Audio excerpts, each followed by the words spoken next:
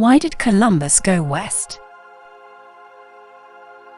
What kindled human imagination and curiosity so much to make these explorers go to an unknown sea, travel under hazardous conditions, and put their lives at risk? To answer these questions, we need to consider what their world looked like, place ourselves into their mind frame, and try to understand the context in which the age of exploration flourished 5 centuries ago. As we can imagine, fame and wealth were coveted back then as they are now, but to them added religious fervor. And, as we are going to see, both the commercial and spiritual endeavors were based upon a strange mix of information coming from the Classical Antiquity, but also from travel tales, myths, and legends that lasted across the ages. The final goal of the Iberian navigators during the 15th century was to reach India. Commercial routes between the ports of the Red Sea and the Indian shore were attested in the 1st century AD, when Roman ships exchanged foodstuffs, metals, and manufactured products for silk and spices. After the fall of the Roman Empire and the rise of Islam, these routes were severed on both sea and land. Although merchandise from the East continued to come to Europe, maritime knowledge was lost, and these products, especially spices, became very expensive and were surrounded by a veil of mystery. To reach European markets, spices had to pass through dozens of hands and lands, to the point that at the beginning of the 2nd millennium, the Europeans became unaware of their origin. Nevertheless, the fascination of the East had never ceased to inflame their minds. Travel accounts like that of Marco Polo or John of Mandeville kept alive the idea of the unimaginable wealth of the East across the centuries. They were later joined by the stories of the voyages by land and sea of Niccolò Conti or Pero d'Arcovia, who brought factual information about the oriental markets of spices and their prices. To us today, the value given to spices back then might seem weird, but regardless of their vegetal or animal nature, they had a lot of uses during that age, among which seasoning and preserving food was just one. We can think of spices as the equivalent of the pharmaceutical industry of our day, as they were an essential part of any medicine and cure throughout the Middle Ages and the Renaissance. Besides that, they were necessary ingredients for making cosmetics and perfumes, but also for embalming the bodies of the dead. And last but not least, they were used in religious rituals, their fragrance reaching the skies and pleasing God. But the East was not only the origin of spices and wealth, but also the seat of the terrestrial paradise, the very source of life. This is why the first maps, such as the one created by Isidore of Seville in the 7th century, had the East on top. And at the gates of the East was Jerusalem, the center of the world.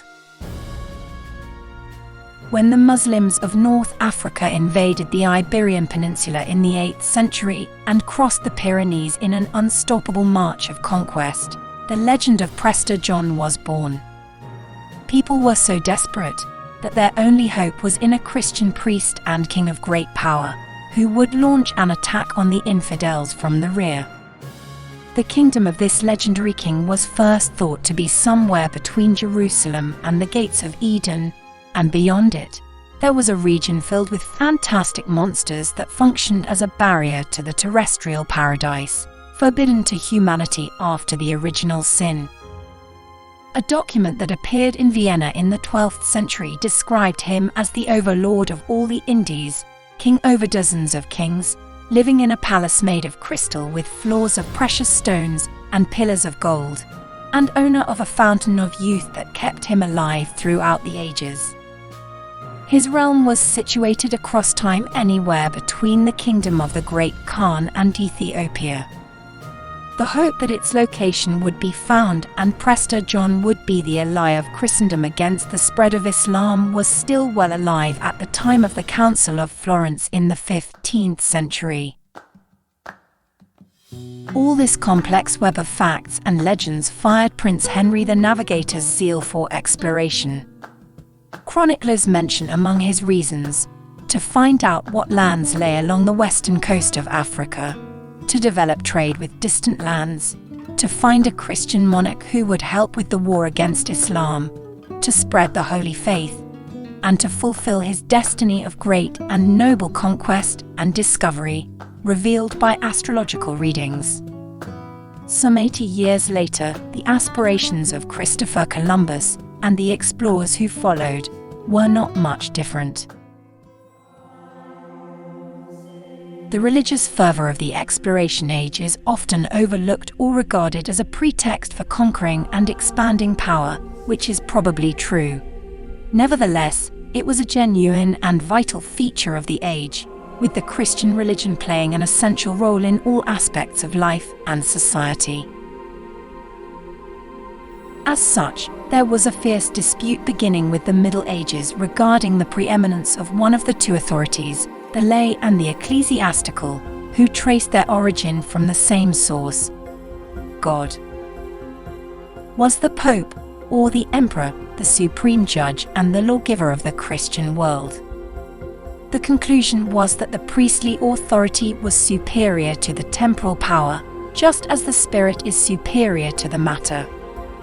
Starting with the coronation of Charlemagne by Pope Leo III in 800 AD, all the monarchs had to be consecrated by ecclesiastical authority. Emperors and kings were thought to be no more than sword-bearers of the Church under the Pope's power. More than that, the Pope had direct political and spiritual authority over all men, regardless of religion, place, or time. As put by Pope Innocent III in the 12th century, Christ left to Peter not only the universal Church, but the whole world to govern. Sadly, this was one of the precepts that justified the approval of slavery by the Catholic Church for several centuries. But the war against Islam, the reconquest of the Holy Land, and the spread of what was considered the true faith, was an essential component of the ideology that pushed forward both the explorers from the Iberian Peninsula and the monarchs who endorsed them. Be as it may, the commercial and the religious drive had to be supported by some scientific arguments. So let's look at the knowledge stage during the last decades of the 15th century. The image of the world people had back then couldn't be more different from the one we have today. At least 4 theories tried to explain the shape of the Earth and the relation between water and land, and scholars claiming opposite ideas taken from 2 or more of them didn't bother explaining the contradictions. The oldest and simplest model was that of Homer, proposing that land was a round flat disk, called in Greek oikoumena, the inhabited world, surrounded by water. This oikoumena, called later orbisterum in Latin, was divided into 3 parts: Asia, Africa, and Europe. This representation gave birth to the so-called Teo maps, like the one drawn by Isidore of Seville, which we have already seen. Then came Aristotle, who imagined the world made of 4 elements: earth, water, air, and fire, arranged into concentric spheres according to their density. Why spheres, you may ask? Pythagoras had probably first postulated the Earth's sphericity 2 centuries before. He took into account the circular shadow of the planet during the eclipses. He also believed that the heaven surrounding the world was spherical, based on the movement of the stars. And he brought up as an argument the fact that the sphere was considered the most beautiful and perfect of the solid geometrical figures. Thus the sphericity of the Earth was well known and accepted by scholars in the Middle Ages and the Renaissance. But the model of Aristotle, describing the sphere of Earth surrounded by the sphere of water, then of air, and then of fire, which made the existence of dry land practically impossible, was not questioned until the 13th century. Aristotle also endorsed the theory of the 5 climatic zones, which can be traced 100 years before him to the Greek philosopher Parmenides. According to this theory, the sphere of the Earth was divided into one torrid zone that runs along the equator and between the 2 tropics, 2 temperate zones between each tropic and the polar circles, and 2 frigid zones between the polar circles and the poles. Of these 5, only the temperate zones were considered inhabitable, the others unfavorable to life because of the extreme temperatures. In the northern hemisphere, Aristotle thought a narrow body of water separated the western coast of Europe from the eastern coast of India. This hypothesis of a narrow Atlantic was reiterated in the Middle Ages by Roger Bacon and Pierre Daly, whose work entitled Imago Mundi later came to be known by Columbus. The third model was proposed by Crates of Mallos, known as the Cratesian theory. According to it, 4 pieces of land were placed symmetrically on a spherical globe and separated by 2 oceans that ran along the equator and from north to south, and intersected with each other. The Cratesian theory was made known by Cicero, and later by the 5th century Neoplatonist Macrobius, and enjoyed great popularity in the 12th century. Then it was abandoned in favor of Aristotle, only to re-emerge in the Renaissance, in an attempt to fit the discoveries into a theoretical model.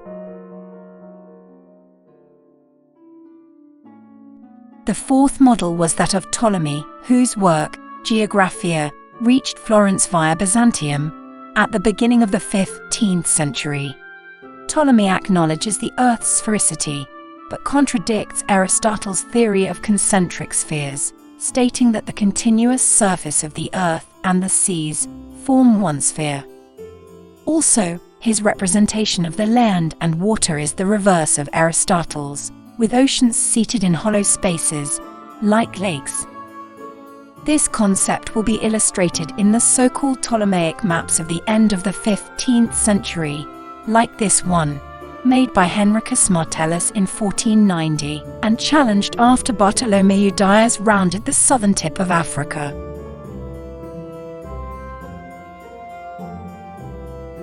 But the true revolution generated by the rediscovery of Ptolemy's Geographia consisted of his system of graphical representation of the Earth, using a grid of horizontal and vertical lines, which could be translated into coordinates for every point of the Earth's surface. This made possible the constant and relatively accurate updating of maps during the age of exploration. All these models had to withstand the test of compatibility with the Church doctrine during the Middle Ages and the beginning of the Renaissance, and they didn't do very well. Especially the Cratesian theory was rejected on the basis that despite the efforts of the navigators, no one had been able to reach another oekumena. So if the populations living in these 4 parts of the world could not go to each other, how could they all be the descendants of Adam? Also, according to the doctrine of Divisio Apostolorum, the gospel was brought by the apostles to all humanity. How could that have happened if they were not able to reach certain places because of the vastness of the ocean? And how could salvation be accessible to everyone under these circumstances? In the wake of Columbus's first voyage, most scholars thought the Earth was round, but the relationship between the land and the water was far from certain. Despite the progress made by the Portuguese in the exploration of the coast of Africa in the 1480s, some still thought life was impossible in the torrid zone, others that the entire southern hemisphere was uninhabitable, and, with a few exceptions, they all agreed that a crossing between the European coast and India sailing west could not be done. If you want to learn more about how Columbus's expedition was given royal approval despite all these contrary opinions, please join me for the next video.